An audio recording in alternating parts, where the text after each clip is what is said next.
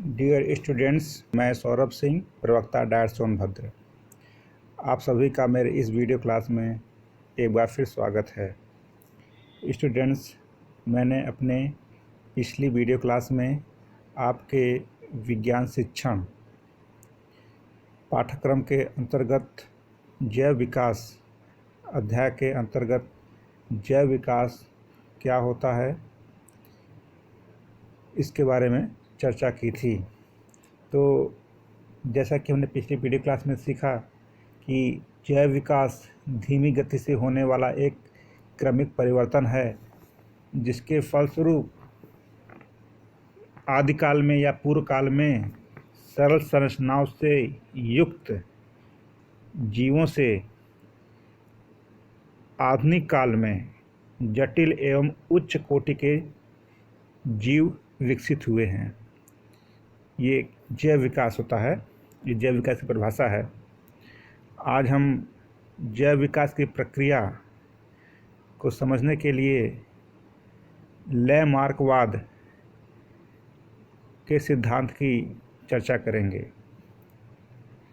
तो स्टूडेंट्स, लैमार्कवाद को हम लैमार्किज्म भी बोलते हैं, और जैव विकास के संबंध में सबसे पहले जिस वैज्ञानिक के विचार रखे वो थे फ्रांस के जीवशास्त्री जीन बैप्टिस्ट डी लैमार्क,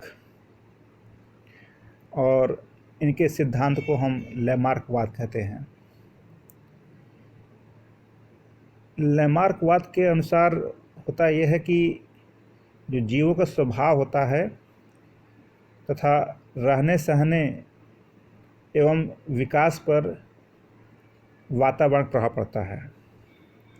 यानी कि जीव जिस वातावरण में रहते हैं वह वातावरण उनके स्वभाव, रहन सहन एवं उनके ग्रोथ एंड डेवलपमेंट यानी कि विकास पर प्रभाव डालते हैं।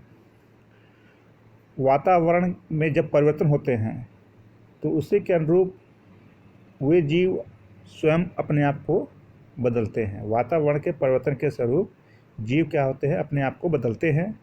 इसके फलस्वरूप उनके अंगों में कुछ परिवर्तन होते हैं। वातावरण का प्रभाव पड़ता है, इससे क्या होता है, जीवों में उसके वातावरण प्रभाव का जीवों पर भी प्रभाव पड़ता है, और उस प्रभाव के फलस्वरूप क्या करते हैं, उनके जो अंग होते हैं उनमें परिवर्तन होते हैं। कुछ अंग लुप्त होने लगते हैं, जबकि कुछ अंग नए तथा नए गुण बनने लगते हैं। मतलब कि वातावरण के प्रभाव के फलस्वरूप उनके अंगों में परिवर्तन होते हैं। तो कुछ अंग क्या होते हैं, लुप्त होने लगते हैं, और कुछ नए अंग बनते हैं। साथ ही साथ उनके कुछ मतलब कि व्यवहार में कुछ नए गुण भी आने लगते हैं। और इस प्रकार से ये जो नए गुण या नए अंगों में लक्षण उत्पन्न हुए, ये क्या होते हैं, वंशांगत होते हैं तथा धीरे धीरे नई जाति बन जाती है। ठीक है, ये लैमार्कवाद संक्षेप में है। ये अभी हम इसको विस्तृत चर्चा करेंगे। लैमार्कवाद या लैमार्क ने अपने ये विचार अपनी पुस्तक फिलॉसफिक जूलॉजिक जो 1809 में छपी थी उसमें दिए हैं। लैमार्कवाद के सिद्धांत को हम उपार्जित लक्षणों की वंशांगति का सिद्धांत या theory of inheritance of acquired characters भी कहते हैं। अब हम चर्चा करेंगे लैमार्कवाद की व्याख्या, मतलब हम अब लैमार्कवाद की व्याख्या करेंगे। लैमार्कवाद संक्षेप में 4 सिद्धांतों पर आधारित है। पहला सिद्धांत है वातावरण का सीधा प्रभाव, direct effect of environment on organisms, जीवों पे वातावरण का सीधा प्रभाव। दूसरा है बढ़ने की टेंडेंसी, बढ़ने की प्रवृत्ति। किसके बढ़ने की, जीवों के अंगों में, जीवों के अंगों के बढ़ने की प्रवृत्ति, tendency to increase in size of organisms. तीसरा सिद्धांत इनका है अंगों का उपयोग और अनुप्रयोग का प्रभाव, use and disuse of organs.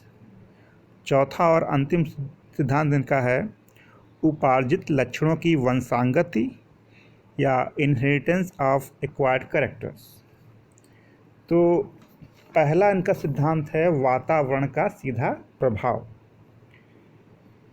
तो जीव जिस वातावरण में रहते हैं उस वातावरण में जब परिवर्तन होता है तो उस वातावरण में परिवर्तन के कारण जीवों पर सीधा प्रभाव होता है ना, जिससे उनकी संरचना और स्वभाव में परिवर्तन आ जाता है। और वातावरण में परिवर्तन क्या करता है, जीवों में नई आवश्यकताएं को जन्म देता है, जिससे वह परिवर्तन के लिए अनुकूलित हो सके, अन्यथा वह जीवित नहीं रहेगा।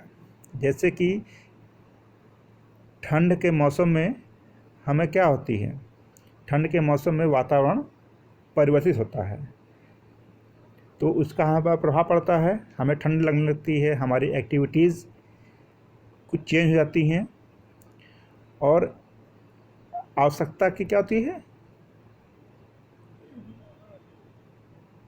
जन्म होता है। कैसी आवश्यकता है कि गर्म कपड़े या शरीर को हम कैसे गर्म रखें, और इस शरीर को हम जब हम गर्म कपड़े पहनते हैं तो इस प्रकार से हम क्या करते हैं, अपने आप को ठंड के अनुकूल क्या करते हैं, ठंड के अनुसार अपने आप को हम अनुकूलित करते हैं। और ऐसा यदि नहीं करेंगे तो क्या होगा, वह हम जीवित नहीं रह पाएंगे। तो ये है वातावरण का प्रभाव। फिर दूसरा सिद्धांत है लेमार्क का कि बढ़ने की प्रवृत्ति, tendency to increase in size. वातावरण के परिवर्तन के फलस्वरूप जीवों में क्या हुई, आवश्यकताएं उत्पन्न हुई, और आवश्यकताएं क्या करती हैं, जीवों में एक आंतरिक बल, इंटरनल वाइटल फोर्स उत्पन्न करती हैं। लेमार्क के अनुसार क्या कहते हैं कि जब आवश्यकताएं उत्पन्न होती हैं जीवों की, तो जीवों शरीर में एक आंतरिक बल, जिसे हम इंटरनल वाइटल फोर्स कहते हैं, उसकी उत्पत्ति होती है, और इसी बल के कारण जीवों के अंगों में बढ़ने की स्वाभाविक प्रवृत्ति होती है। ठीक है। तीसरा सिद्धांत है अंगों के उपयोग और अनुप्रयोग का प्रभाव। लेमार्क का तीसरा सिद्धांत है effect of use and disuse of organs. तो वातावरण के प्रभाव के कारण, वातावरण में परिवर्तन के प्रभाव के कारण क्या होता है, जीवों के शरीर के सभी अंग बराबर प्रयोग में नहीं लाए जाते हैं। ठीक है। वातावरण में जब परिवर्तन होते हैं उसके फलस्वरूप या वातावरण के कारण जीवों के सभी अंग प्रयोग में नहीं लाए जाते हैं। जिन अंगों का अधिक उपयोग होता है वह अधिक विकसित होते हैं, और इसके विपरीत कुछ अंगों का बराबर निरुपयोग यानी डिसयूज होता है, जिससे उन अंगों क्या होता है, ह्रास यानी कि डिजेनरेशन होना शुरू हो जाता है। ये अंग अवशेषी अंग के रूप में रह जाते हैं या तो समाप्ति हो जाते हैं। ठीक है। और चौथा सिद्धांत है उपार्जित लक्षणों की वंशांगति, इनहेरिटेंस ऑफ एक्वायर्ड कैरेक्टर्स। तो वातावरण में परिवर्तन हुआ, आवश्यकताएं उत्पन्न हुई, आवश्यकताओं ने आंतरिक बल उत्पन्न किया। आंतरिक बल के कारण कुछ अंग ज़्यादा काम करते हैं तो उनका विकास होता है, और जिन अंग का उपयोग नहीं होता है या निरुपयोग होता है उनका क्या होता है, क्षरण होना शुरू हो जाता है, डिजेनरेशन शुरू हो जाता है। तो इन सब के फलस्वरूप जीवों के जीवन काल में क्या होता है, अंगों के कारण क्या होता है कि कुछ लक्षण बन जाते हैं, या कह सकते हैं कि वातावरण परिवर्तन के कारण जीवों के जीवन काल में क्या होते हैं, कुछ नए लक्षण उत्पन्न हो जाते हैं। ये लक्षण क्यों उत्पन्न होते हैं, कुछ अंगों का ज़्यादा उपयोग होगा, कुछ अंगों का कम उपयोग होगा। इन लक्षणों को हम उपार्जित लक्षण कहते हैं, एक्वायर्ड कैरेक्टर कहते हैं। ये उस जीव के समान लक्षण से अलग लक्षण है। इनको हमने कैसे प्राप्त किया, वातावरण के परिवर्तन के कारण जीवों के शरीर में या लक्षणों में जो परिवर्तन होते हैं उसको हम क्या बोलते हैं, उपार्जित लक्षण बोलते हैं, या एक्वायर्ड कैरेक्टर बोलते हैं। ये लक्षण एक पीढ़ी से दूसरी पीढ़ी में वंशांगत होते हैं। जो एक्वायर्ड लक्षण होते हैं, वातावरण के फलस्वरूप जो लक्षण उत्पन्न हुए वो क्या होते हैं, एक पीढ़ी से दूसरी पीढ़ी में क्या होते हैं, ट्रांसफ़र होते हैं। यानी कि इन लक्षणों की वंशांगति होती है। कई पीढ़ियों तक इन उपार्जित लक्षणों की वंशांगत से नई पीढ़ियां अपने पूर्वज से भिन्न हो जाती हैं। तो ये जो नए लक्षण हैं, ये जब कई पीढ़ियों तक ट्रांसफ़र होता है तो जो नई वाली जो पीढ़ी होती है पुरानी पीढ़ी से क्या होती है, एकदम अलग दिखलाई देने लगती है, या एकदम भिन्न हो जाती है, और इस प्रकार से एक नई जाति की उत्पत्ति हो जाती है, या एक नई जाति बन जाती है। अब हम इसको लैमार्कवाद ने अपने सिद्धांतों को प्रूफ करने के लिए कुछ उदाहरण दिए। वे उदाहरण हैं जिराफ के अगले पैरों तथा जिराफ के गर्दन का ऊंचा होना, जलीय पक्षी जैसे बतख के पैरों में क्या होता है, जाल पाया जाता है, ठीक है ना। और कुछ उन्होंने पादप भी लिए। तो एक उभरा हुआ जलोद्भिद जिसे बोलते हैं इमर्जिंग हाइड्रोफाइट वे प्लांट होते हैं जिनके जीवन के लिए जल जरूरी होता है। वे जल में रहने के लिए क्या है, अनुकूल हो चुके हैं। जैसे जलधनिया का पौधा, उसका उन्होंने उदाहरण लिया। सर्पों का शरीर बेलनाकार होता है और उन्हें पैर नहीं होते हैं, इसका भी उन्होंने उदाहरण लिया। और उड़ने में असमर्थ पक्षी जैसे शुतुरमुर्ग और कीवी, इन सब का उदाहरण लेकर के उन्होंने अपने सिद्धांत को जस्टिफाई किया या प्रूफ करने की या सिद्ध करने की कोशिश की। तो सबसे पहले हम देखते हैं जिराफ का उदाहरण। लैमार्क के अनुसार जो जिराफ है इसके पूर्वज आज से कई हजार साल पहले इनसे भिन्न थे। उनके अनुसार जो जिराफ था वो घोड़े के समान था, यानी कि उसकी गर्दन भी छोटी थी और उसके अगले पैर भी छोटे थे।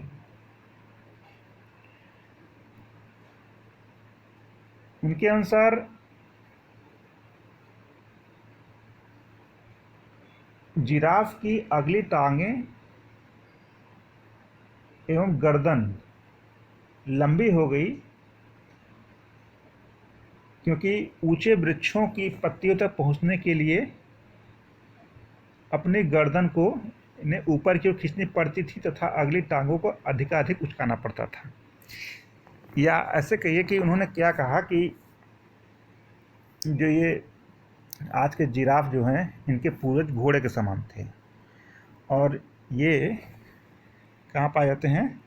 अफ्रीका में पाए जाते थे। तो जिस समय ये घोड़े पाए जाते थे, उस समय की ज़मीन पर क्या थी? बहुत सारी घास थी और छोटे पौधे थे, तो उनको ये चर करके अपना जीवन काल पूरा कर रहे थे। परंतु वातावरण में परिवर्तन हुआ।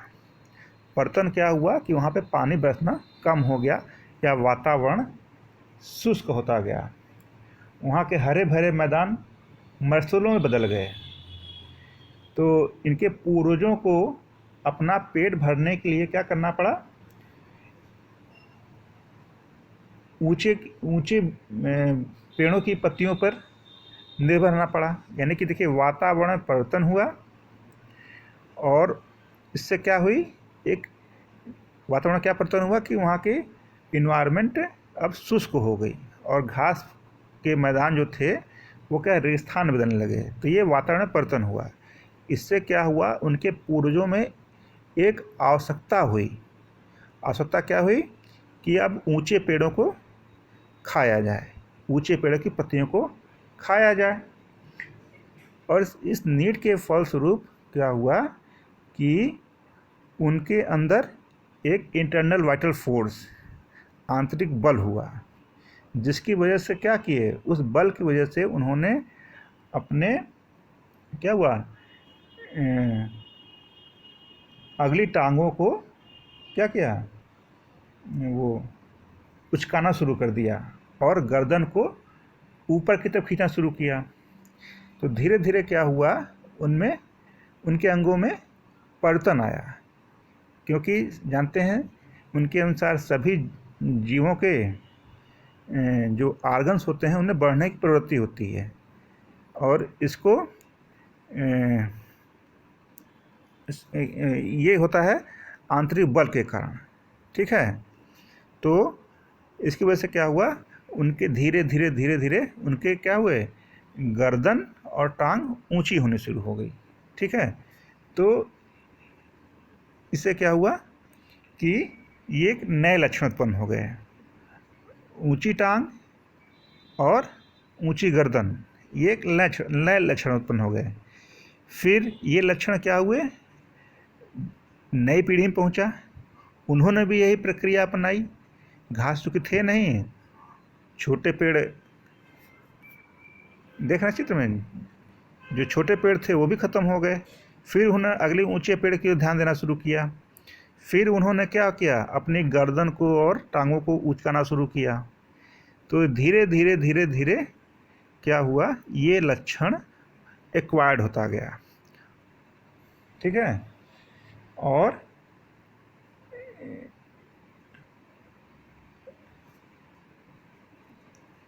ये क्या हो गए? और ये लक्षण क्या हो गए? एक्वायर्ड हो गए, और ये परिवर्तन क्या हो गए? वंशांगत होते गए। यानी कि ऊंची गर्दन और ऊंची टांग क्या हो गई? ये एक्वायर्ड कैरेक्टर हो गया, और एक्वायर्ड कैरेक्टर उनके अनुसार से क्या होता है? ये वंशांगत होता है। यानी कि जो ये लक्षण है एक पीढ़ी दूसरी पीढ़ी में जा सकता है। तो धीरे धीरे धीरे धीरे कई हजार सालों बाद जो एक नया जीव, यानी कि आज का जो जीव बना, वो क्या? ऊंची गर्दन वाला और ऊंची टांगों वाला हो गया। ठीक है ना? और ये अपने पुराने पूर्वज जो कि घास चरते से, उनसे क्या एकदम भिन्न हो गया। तो इस प्रकार से लैमार्क के अनुसार जो आज की जिराफ की जो जाति है वो उत्पन्न हुई है। ठीक है? इसी प्रकार से उन्होंने दूसरा जो उदाहरण दिया, जलोद्भिद पौधा। ठीक है? इसको हम बोलते हैं जल धनिया या रैननकुलस एक्वाटिलस। ठीक है ना? इसका आप चित्र देख रहे हैं। इस चित्र में आप देख रहे हैं कि इस पौधे में दो प्रकार की पत्तियां पाई जाती हैं। ऊपर वाली पत्तियां क्या हैं? लोब्ड हैं। ठीक है ना? यानी कि संपूर्ण पत्ती है और लोब्ड है। और कहते हैं कि जो दूसरे प्रकार की पत्ती है, इसमें क्या है, वो है कटी फटी है, जो जाल के रूप में दिखाई दे रही है। तो ये हेटेरोफिलस प्लांट है, यानी कि इसमें दो प्रकार की पत्तियां पाई जा रही हैं, एक पूर्ण जो लोब्ड है और दूसरी पत्ती क्या है, कटी फटी है। तो लामार्क के अनुसार जो डूबी हुई पत्तियां हैं कटी फटी हैं, और जबकि इनकी जो जल के बाहर जो पत्ती होती है वो क्या होती है, सामान्य रूप से होती है और ये लोब्ड होती है। और चूँकि जल के नीचे डूबे हुए पौधे के भाग में निरंतर पत्तियां जल से टकराकर कटी फटी हो गई, ठीक है ना। यानी कि हमारा कहने का मतलब कि ये जो रेनकुलस एक्वाटिलस का पौधा था पहले स्थलीय पौधा था, किन्हीं कारणोंवश वातावरण परिवर्तन हुआ और उस धरातल पे या उस जगह पानी इकट्ठा होने लगा। कई वर्षों से पानी इकट्ठा होने से क्या हुआ, जो पानी के फ्लो होने की वजह से उसकी जो पानी के भीतर जो पत्तियां रह गईं वो क्या हो गईं, वो कटी फटी हो गईं। और जो पानी के ऊपर पत्तियां रह गईं वो क्या है, अपने समान रूप में रह गईं। और ये जो कटी फटी पत्तियां हैं धीरे धीरे क्या हो गई, ये एक्वायर्ड कैरेक्टर हो गई। और उन्होंने उन पौधों में क्या हुआ, एक पीढ़ी से दूसरी पीढ़ी में पहुंचना शुरू हो गया। और आज ये कंडीशन हो गई है कि इस पौधे को जब हम कहीं और भी लगाते हैं तो उसमें दो प्रकार की पत्तियां उत्पन्न होती हैं, कटी फटी वाली पत्तियां और सामान्य पत्तियां।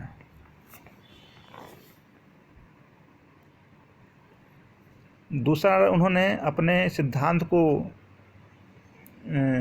सिद्ध करने के लिए जलीय पक्षी बतख का उदाहरण लिया। लामार्क के अनुसार जलीय पक्षियाँ जैसे कि हमारा बतख होता है, उनके पैरों में क्या होता है, झिल्ली होती है। तो वो झिल्ली इसलिए विकसित हुई क्योंकि जल में तैरने के लिए निरंतर पैरों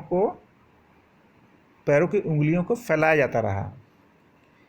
पीढ़ी दर पीढ़ी यह झिल्ली क्या विकसित होती चली गई और यह जो लक्षण हो गया उपार्जित लक्षण बन गया। और उपार्जित लक्षण उनके अनुसार क्या, तो वंशांगत होते हैं, और जिसके फलस्वरूप जो आज के बत्तख हैं वो क्या हो गए, उनके पैरों में जाल पाया जाता है। ये हम कह सकते हैं कि लामार्क के अनुसार ये जो बत्तख हैं पहले क्या थे, स्थलीय थे, ये जल में नहीं पाए जाते थे। तो क्या हुआ कि वातावरण में परिवर्तन हुआ, जिसके फलस्वरूप क्या हुआ, इनको जैसे कि यहाँ पे क्या हो गया, वातावरण परिवर्तन हुआ तो उनके खाने के लिए फूड की कमी हो गई हुई किन्हीं कारणों से। तो इन्होंने क्या किया, जल में जाना शुरू किया। जल में जाने के लिए क्या होगा, इनको तैरना पड़ेगा। तो इन्होंने क्या किया, अपनी उंगलियों को तैरने के लिए क्या हो गया, फैलाना शुरू किया, ठीक है। तो इसके फलस्वरूप क्या हुआ, जो उसकी चमड़ी थी, पैरों की चमड़ी थी, क्या हुई, वो जाल के रूप में परिवर्तित होती चली गई। और ये जो नया लक्षण है, ये यानी कि जाल को उत्पन्न होना जो नया लक्षण है, ये क्या हुआ, एक्वायर्ड लक्षण हो गया, एक्वायर्ड कैरेक्टर हो गया। और वो एक पीढ़ी से दूसरी पीढ़ी में जाता रहा, जिसके फलस्वरूप जो बत्तख हैं उनके पैरों में, आज के जो बत्तख होते हैं उनके पैरों में जाल पाया जाता है। तीसरा उदाहरण उन्होंने लिया, जो उड़ने में असमर्थ पक्षी होते हैं जैसे शुतुरमुर्ग और कीवी। जैसा आप जानते हैं कि ये दोनों पक्षी उड़ नहीं पाते हैं, ये तेज दौड़ सकते हैं पर ये उड़ नहीं पाते हैं। तो लामार्क के अनुसार कीवी, शुतुरमुर्ग एवं अन्य उड़ने में असमर्थ पक्षियों के पूर्वज क्या थे, भली प्रकार से उड़ सकते थे, परंतु कुछ वातावरण परिवर्तन हुए जिसके कारण इनके अंगों का या पंखों का उपयोग नहीं किया जाता रहा। धीरे धीरे ये क्या हो गए, पंख कार्य विहीन हो गए। लेमार्क ने एक और उदाहरण लिया सांपों का। उन्होंने बताया कि क्यों उनके पैर विलुप्त हो गए और उनका शरीर बेलनाकार हो गया। तो लेमार्क ने अंगों के निरुपयोग डिसयूज का उदाहरण सर्पों से लिया है। उनके अनुसार जो आज के सर्प हैं, इनके पूर्वज क्या थे? छिपकलियों की तरह थे, बड़े बड़े छिपकलियों की तरह थे। और कुछ उस ज़माने में, उस दौर में क्या हुआ कि अन्य जीवों से, जैसे कि बड़े बड़े जो स्तनधारी थे, उनसे बचने के लिए इन्होंने क्या किया, ये गुफाओं में घुसना शुरू कर दिया, या जो दरारें होती हैं, उनके घने जंगलों में जो दरारें होती हैं उनमें घुसना शुरू किया। तो उन छिपकलियों का चौड़ा शरीर तथा टांगें जो थी अवरोध उत्पन्न करते। ठीक है, तो वातावरण के अनुकूल रहने के लिए इनके शरीर में क्या है, इस प्रकार से परिवर्तन आए कि टांगें छोटी होती गईं या फिर बिल्कुल ही समाप्त हो गईं तथा शरीर भी पतला और लंबा हो गया। इन परिवर्तनों में क्या लगे? हजारों साल लगे। ठीक है, यानी कि लेमार्क के अनुसार जो आजकल के सर्प हैं, सांप हैं, ये इनके पूर्वज क्या थे? छिपकलियाँ थीं, बड़ी बड़ी छिपकलियाँ थीं। तो उस समय कुछ जीवों से अपनी रक्षा करने के लिए ये भाग भाग करके कहाँ जाते थे? गुफाओं में छुपना शुरू कर दिया, या जो दरार होती हैं, पहाड़ों की जो दरार होती हैं, उनमें घुसना शुरू कर दिया।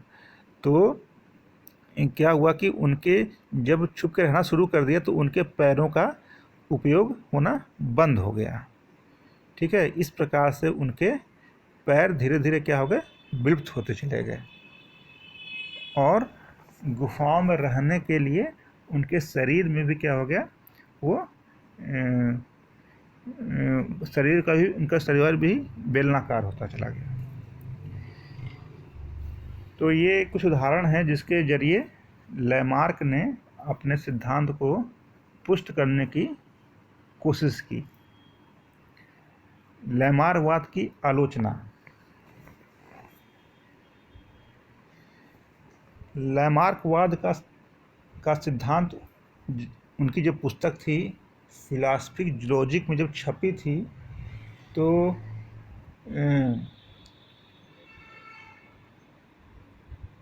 कुछ वैज्ञानिकों ने इस सिद्धांत की आलोचना के लिए प्रयोग भी किए हैं।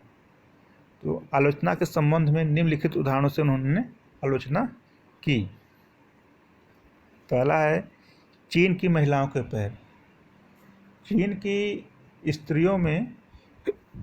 चीन की महिलाओं में छोटे पैर जो होते हैं सौंदर्य के प्रतीक होते हैं, इसलिए उन्हें बचपन से ही लोहे के जूते पहनाकर छोटे रखने की कोशिश की जाती है। और चूंकि यह प्रथा क्या सदियों से होती आ रही है, परंतु आज भी चीनी जो कन्याएं पैदा होती हैं, उनके पैर क्या होते हैं? साधारण बच्चों के समान ही होते हैं और कभी छोटे नहीं हुए। इसी प्रकार से भारत में भी क्या है? स्त्रियों के कान एवं नाक छेदने की प्रथा बहुत पुरानी है और ये आज भी हो रहा है। किंतु कोई भी कन्या जन्म के समय, किसी भी कन्या के जन्म के समय नाक या कान में छेद होते हुए या छेद नहीं पाया गया। लेमार्क के अनुसार से क्या होना था? इसको एक्वायर्ड कैरेक्टर होना चाहिए था, क्योंकि उनकी इच्छा थी कि हमारे टांग, जो नीड थी कि हमारे टांग छोटे हो जाएं, और उन टांग छोटे हो जाएं, या महिलाओं की जो इच्छा है कि उनके नाक और कान में छेद हो, और उसके लिए क्या करते हैं वो लोग? नाक और कान छेदवाते हैं। परंतु ये लक्षण क्या हुआ? एक्वायर्ड नहीं हो पाया। और चूँकि एक्वायर्ड नहीं हो पाया, इसलिए आज भी जो चीनी लड़कियां पैदा होती हैं, वो क्या होती हैं, छोटे पैर वाले होती हैं और किसी भी भारतीय कन्या के नाक और कान में छेद नहीं होता है। इससे उनकी आलोचना की जाती है। मतलब कि अगर ऐसा होता तो पैर छोटे होने चाहिए थे और जो नाक और नाक और कान जो होते हैं उनमें छेद होने चाहिए थे। इसी प्रकार से लैमार्क की आलोचना होती है कि किसी पहलवान के बच्चे की पेशियां पहलवान जैसी नहीं होती हैं जब तक कि वो निरंतर अभ्यास न करे। यानी कि जो पहलवान होते हैं वो जिंदगी भर अभ्यास करते रहते हैं, पहलवानी करते रहते हैं, परंतु उनके बच्चों में क्या हुआ, वो लक्षण थोड़ा सा भी नहीं आया, है ना। और सबसे बड़ा जो आलोचना की लैमार्कवाद की, वो थे वीजमान वैज्ञानिक, जो जर्मन वैज्ञानिक थे। उन्होंने अपना एक एक्सपेरिमेंट, जिसे बोलते हैं विकलीकरण प्रयोग या म्यूटिलेशन प्रयोग के द्वारा इसको सिद्ध किया। तो वीजमैन ने क्या किया, चूहों की पूंछ को काटकर आपस में प्रजनन कराया। चूहों की पूंछों को काट करके प्रजनन कराया तथा संतान प्राप्त की, और यह पाया कि संतान में उतनी ही बड़ी पूंछ थी जितनी बड़ी उनके माँ बाप में कटने से पहले थी। यानी कि काटने से पहले जितनी पूंछ थी उनके माँ बाप में, चूहों के माँ बाप में, उतनी ही पूंछ किसमें हुई, उनके संतानों में उत्पन्न हुई। यह प्रयोग उन्होंने लगभग 40 पीढ़ियों तक किया और यह पाया कि इतनी पीढ़ियों तक लगातार पूंछ काटते रहने से भी कोई प्रभाव नहीं पड़ा। सब में उतनी ही लंबी पूंछ की संतान हुई। ठीक है। इस प्रकार वीजमैन लैमार्क के सबसे बड़े विरोधी हुए और उन्होंने यह कहा कि जंतुओं तथा पौधों के उपार्जित लक्षण आने वाली पीढ़ियों में वंशांगत नहीं होते। यानी कि वीजमैन ने क्या किया कि चूहे लिए और चूहों के पूंछों को काट दिया और उन्होंने क्या किया, आपस में उनने प्रजनन कराया। तो जो संतान पैदा हुई उसमें पूंछ उतनी ही पाई गई। फिर उन संतानों को मैच्योर किया गया और उनकी पूंछ काटी गई, फिर प्रजनन कराया, फिर नई जो पीढ़ी आई उसमें भी उतनी पूंछ बड़ी हुई। तो ये क्रिया उन्होंने 40 पीढ़ियों तक किया और सब में जो पूंछ उत्पन्न हुई उतनी ही पूंछ उत्पन्न हुई जितनी की नॉर्मल होनी चाहिए। तो इस प्रकार से लैमार्क के हिसाब से पूंछ काटते रहने से क्या हो चाहिए था, उसको उपार्जित लक्षण में परिवर्तित हो जाना चाहिए था। और लैमार्क के अनुसार उपार्जित लक्षण वंशांगत होते हैं और इसलिए जो संतानें उत्पन्न हुई उनमें पूंछ तो नहीं होना चाहिए था, परंतु ऐसा होते हुए नहीं पाया गया। इस प्रकार से वीजमैन ने यह कहा कि उपार्जित लक्षण होते हैं वो वंशानुगत नहीं होते हैं। फिर वीजमैन ने एक सिद्धांत दिया जिसे बोलते हैं जर्मप्लाज का सिद्धांत या थ्योरी ऑफ जर्मप्लाज,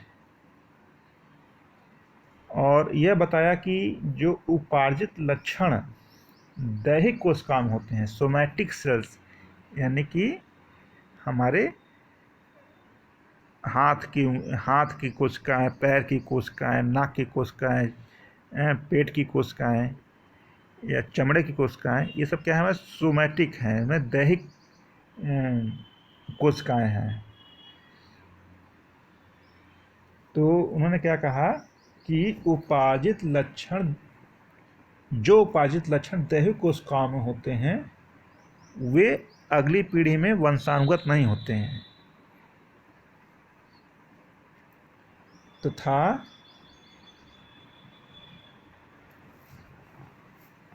जर्म सेल्स, यानी कि हमारे जो